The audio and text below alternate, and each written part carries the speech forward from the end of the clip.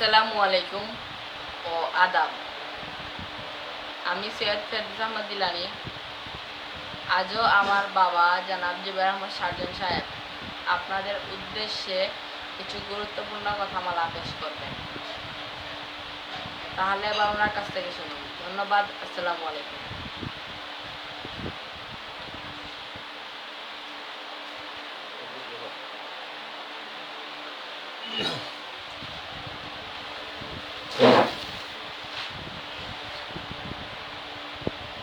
আসসালামু আলাইকুম রহমতুল্লাহি ওয়া বারাকাতুহু। হিন্দু, বৌদ্ধ, খ্রিস্টান, মণিপুরী ভাই বোনদের প্রতি আদাব ও আন্তরিক ধন্যবাদ। শুধু দর্শক, যে যেখান থেকেই আমার এই লাইভটি দেখছেন সবাইকে সাদর সম্ভাষণ জানাচ্ছি আজকের এই লাইভ অনুষ্ঠানে। বন্ধুগণ, ইমরান আহমদ আমার একজন বন্ধু, তিনি আমাদের সাথে যুক্ত হয়েছেন, আপনাকে অসংখ্য ধন্যবাদ জানাচ্ছি। আর যে কথাটি না বললেই নয়, আমরা শুরুতেই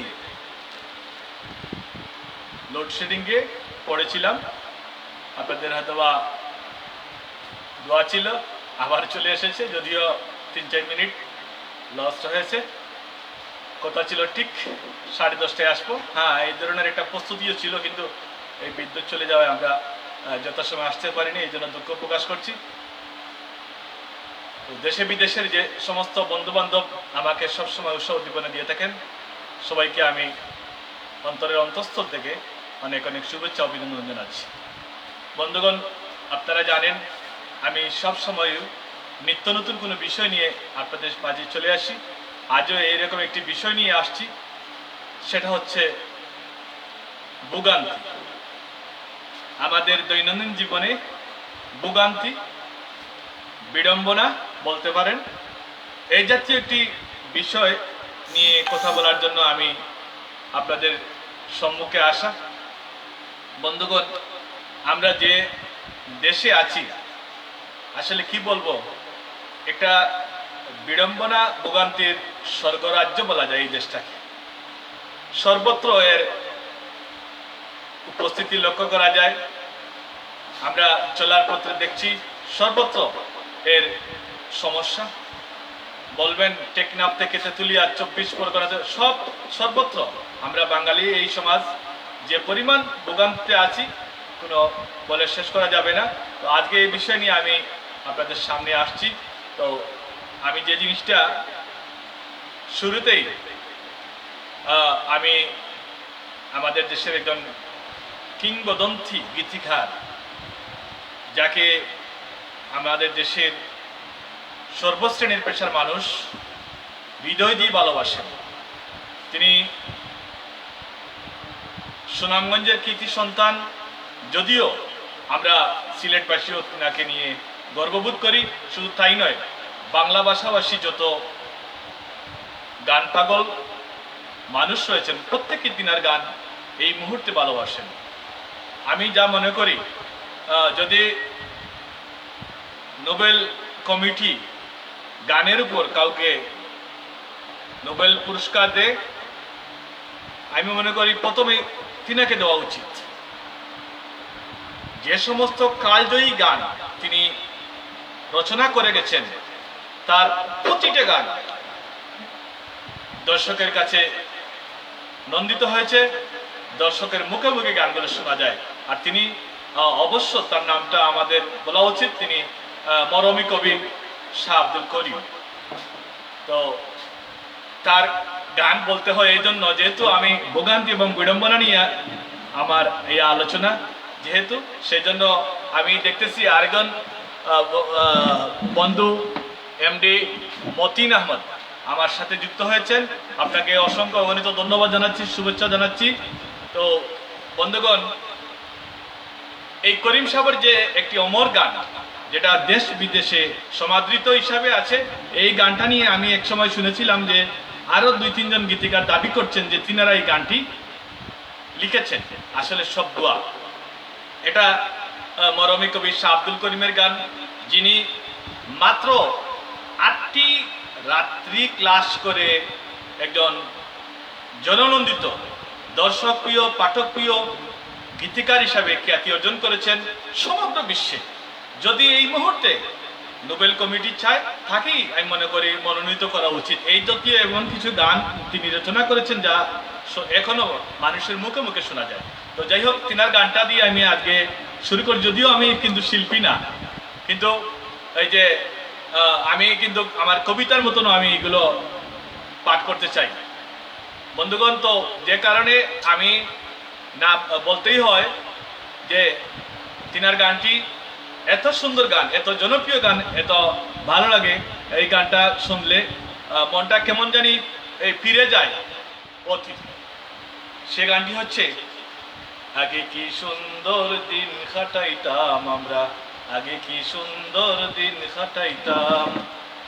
গ্রামের নওজোয়ান হিন্দু মুসলমান, গ্রামের নওজোয়ান হিন্দু মুসলমান, মিলিয়া বাউলা গানার জারি গান গাইতাম। আগে কি সুন্দর দিন কাটাইতাম আমরা, আগে কি সুন্দর দিন কাটাইতাম, আগে কি সুন্দর দিন কাটাইতাম আমরা, আগে কি সুন্দর দিন কাটাইতাম। হিন্দু বাড়িতে যাত্রা গান হইতো, নিমন্ত্রণ দিত আমরাও যাইতাম।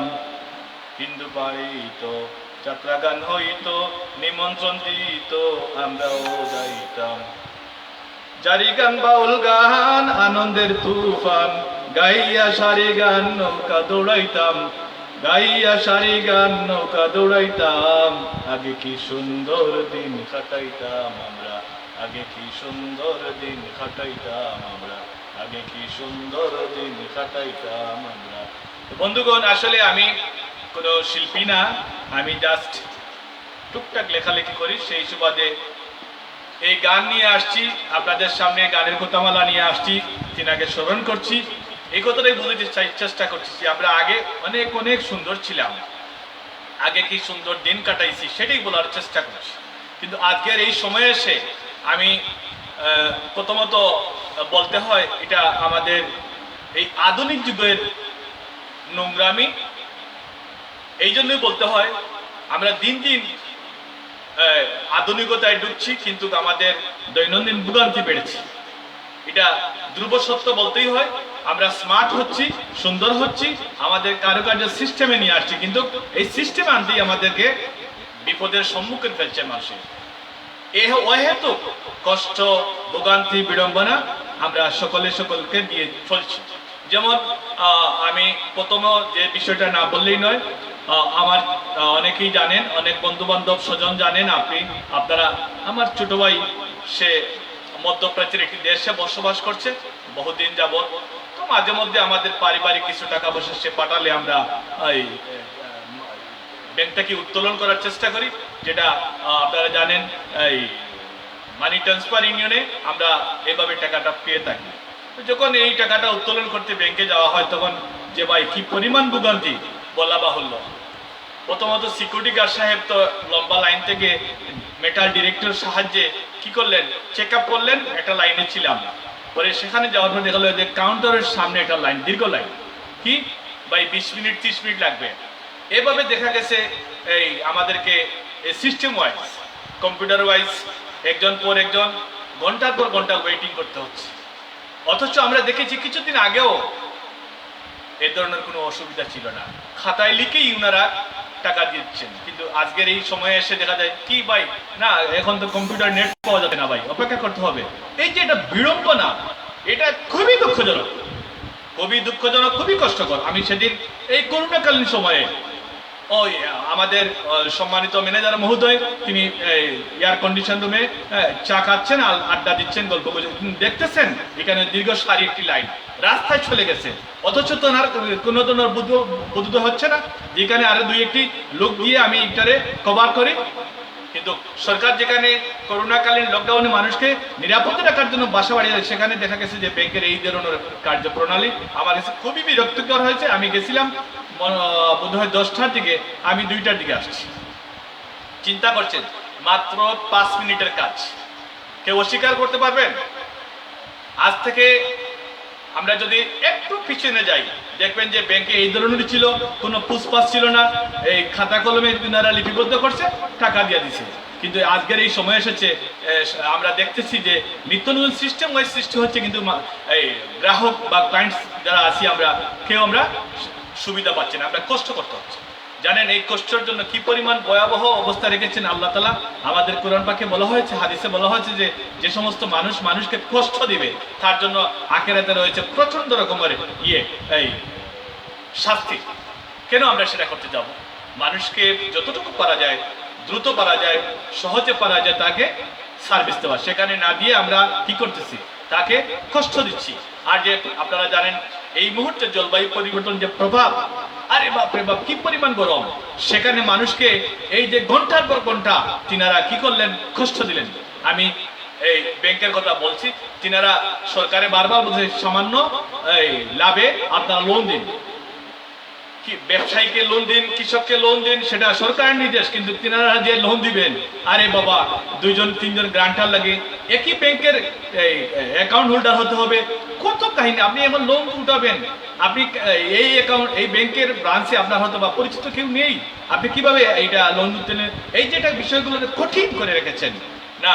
আপনারা যদি দেশের মানুষকে ভালোবাসেন, এই দেশকে চান আরো উন্নতির দিকে নিয়ে যেতে চান, তাহলে মানুষকে এই সহজ করে দেন সবকিছু, তখন মানুষ আপনাদের জন্য দোয়া করবে। জানেন একটি দোয়া আর একটি সোয়াব, একটি সোয়াবের জন্য কিয়ামতের মাঠে সন্তান তার মার কাছে যাবে, বলবে মা গো আমি একটি নেকির জন্য আমি বেহেশতে যেতে পারছি না, তুমি মা আমাকে একটি নেকি দাও। তখন মা বলবে এই তুমি কেটা, আমি তোমাকে চিনতেছি না, আমার তো কোনো কালে বিয়েও হয়নি, তুমি সন্তান কোত্থেকে আসলা?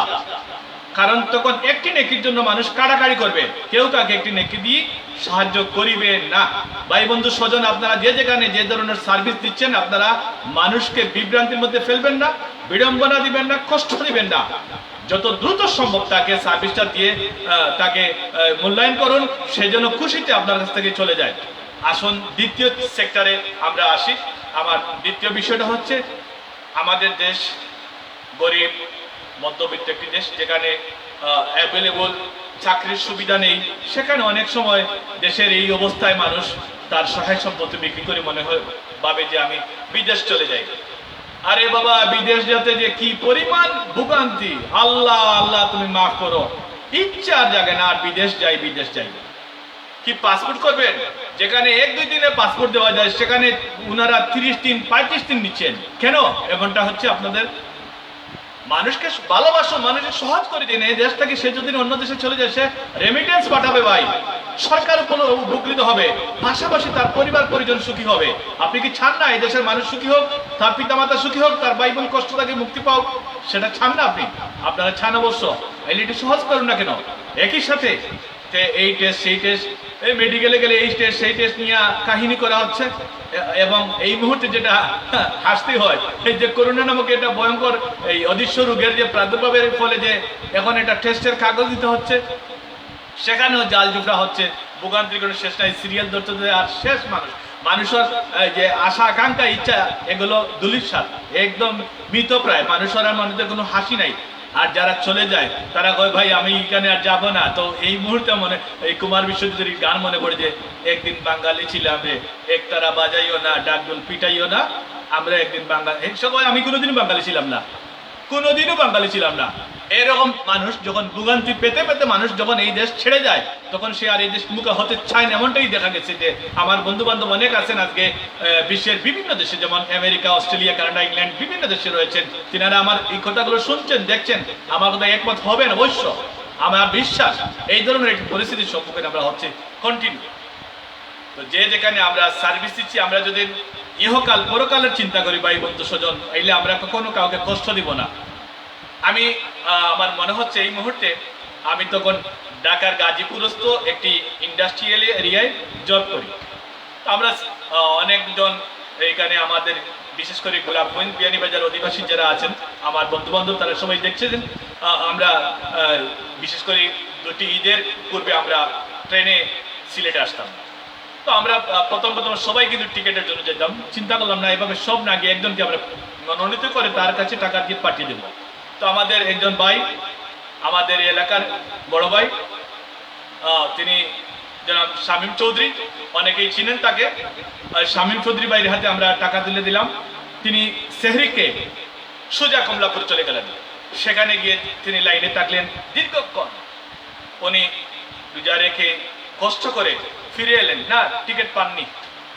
কিন্তু অতিরিক্ত টাকা দিলে আবার লেকারের কাছে টিকিট রয়েছে। চিন্তা করছেন, কেউ কাউন্টারের টিকিট লেকারের কাছে চলে গেছে, উনি ফিরে আসছে কি না ভাই টিকিট পাই নাই। ওনার রোজ গেল, দিন গেল, কষ্ট গেল। কোথায়? টঙ্গী থেকে উনি কমলাপুর গেছে, এই তুর আগে গেছে আর আসছে। কি পরিমাণ কষ্ট! ইফতারের সামান্য আগে আসছে, এই বলতেছে টিকিট পাইনি।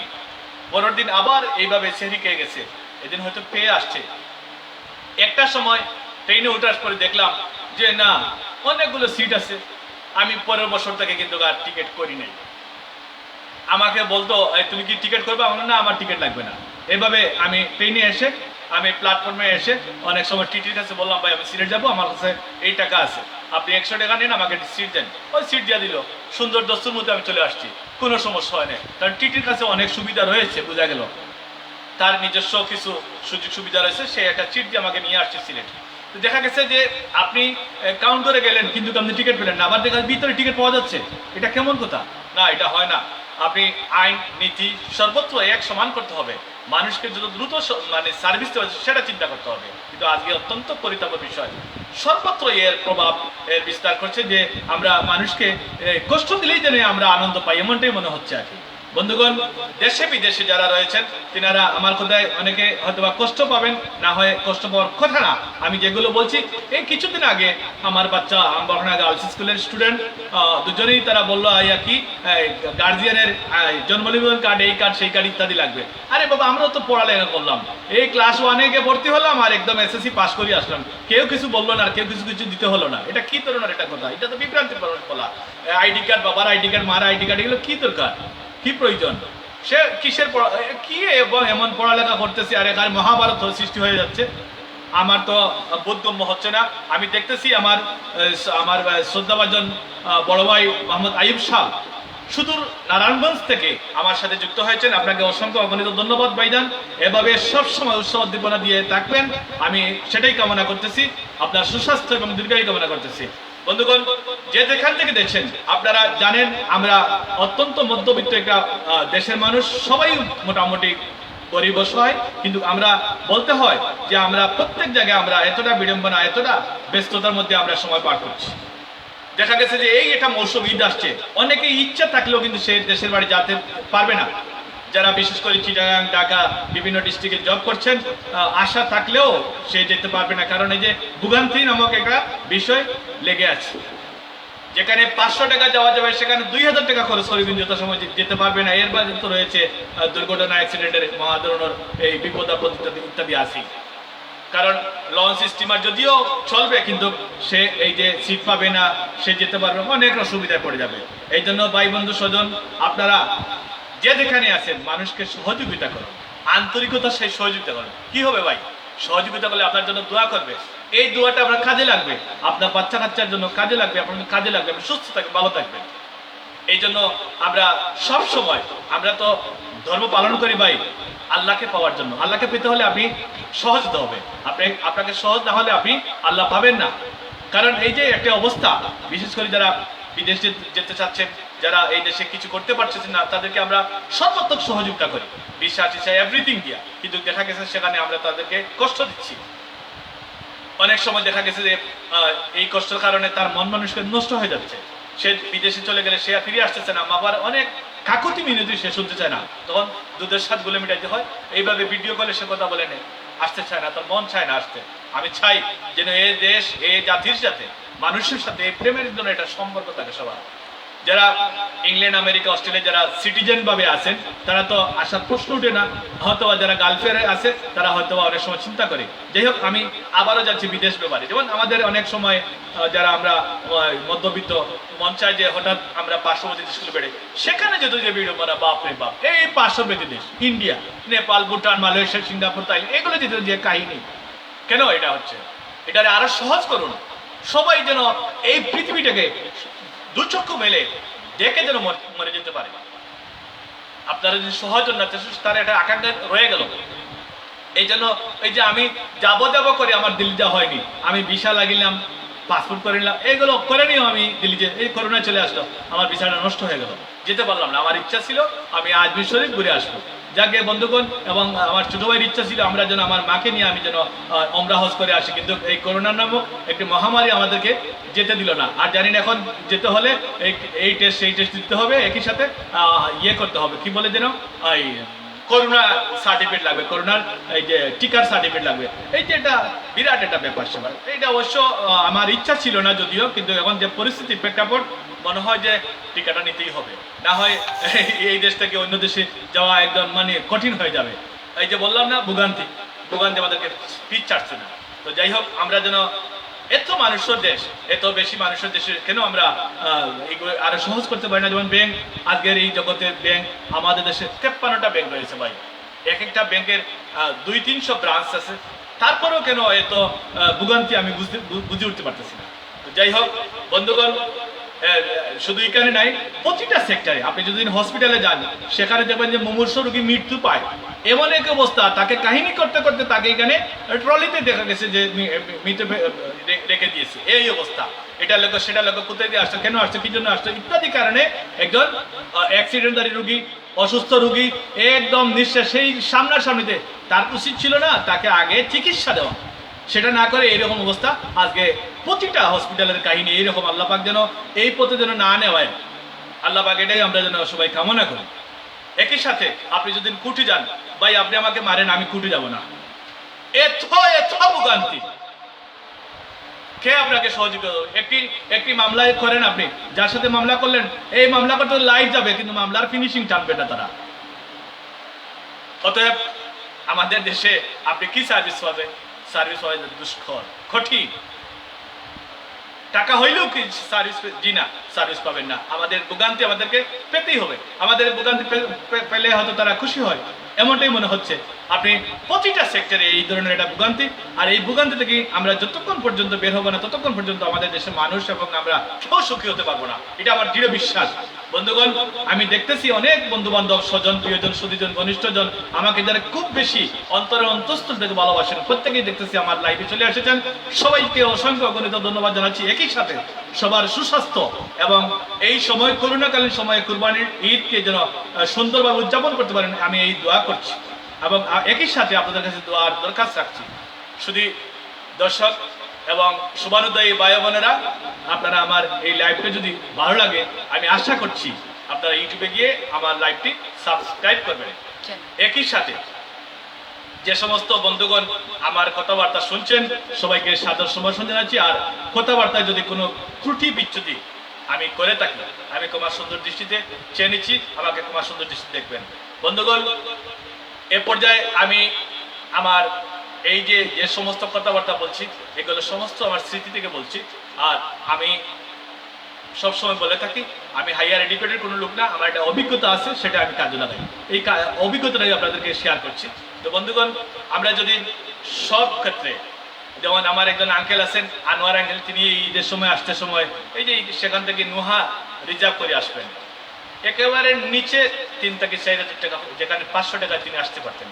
এটা ভোগান থেকে বাঁচার জন্য তিনি 4 থেকে 5,000 টাকা খরচ করে তিনি বাড়িতে মা বাবাকে, ভাই বোনকে নিয়ে, আত্মীয় স্বজনকে নিয়ে ঈদ উদযাপন করবেন। তো এমনটা যেন না হয়। একজন মানুষ, সাধারণ চাকরিজীবী মানুষ, হয়তো 3, 4, 5, 7, 10 হাজার টাকার মধ্যে চাকরি করে বেতন পায়, সে যদি এত টাকা খরচ করিয়া সে তার আত্মীয় স্বজন শুভাকাঙ্ক্ষীর সাথে ঈদ উদযাপন করতে চায়, তাইলে এটা কি কোনো কথা হলো? এই জন্য প্রত্যেক সেক্টরে আমরা যে যেখানে কাজ করছি, আমরা যেন মানুষকে সার্ভিসটা সঠিক দিতে পারি, মানুষকে যেন ভালোভাবে সহযোগিতা করতে পারি, সেটা যেন আমাদের প্রত্যেকের কাম্য হয়। বন্ধুগণ, আমি জানি না আপনারা যে আমার সময় দিচ্ছেন, আমি কৃতজ্ঞতা জানাচ্ছি। আপনারা যে আমাকে ভালোবাসেন, আমি কৃতজ্ঞতা জানাচ্ছি, ধন্যবাদ জানাচ্ছি সকলকে। আর এভাবে সবসময় আমাকে ভালোবাসার তাগিদ জানিয়ে এই মুহূর্তে আমি হয়তোবা অনেক কথা বলে ফেলছি। বিশেষ করে একটি কথা এখনই মনে পড়তেছে, আমরা তো মধ্যবিত্ত শ্রেণীর মানুষ, অনেক সময় লজ্জার শর্মে অনেকের কাছে অনেক কিছু বলতেই পারি না, হয়তো খেয়ে না খেয়ে কোনো মতে আসি। কারণ আজ 2 বছর যাবৎ আমাদের আয় ইনকামের পথ রুদ্ধ হয়ে গেছে। তো সবসময় দেখে আসছি, আজও দেখলাম দৈনিক প্রতিদিন বোধহয় পত্রিকায় আমাদের দেশের মাননীয় প্রধানমন্ত্রী মহোদয় ৩,২০০ কোটি টাকার প্রণোদনা প্যাকেজ তিনি দিয়েছেন। আশা করছি আমিও এই প্রণোদনা প্যাকেজ থেকে অনুদান পাবো। আর এই জন্য যাবত এই 2 বছরের মধ্যে এখন পর্যন্ত একটি টাকাও আমরা অনুদান হিসাবে পাইনি, যদিও আমরা রাজনৈতিকভাবে খুব পরিচিত ব্যক্তিত্ব নয়।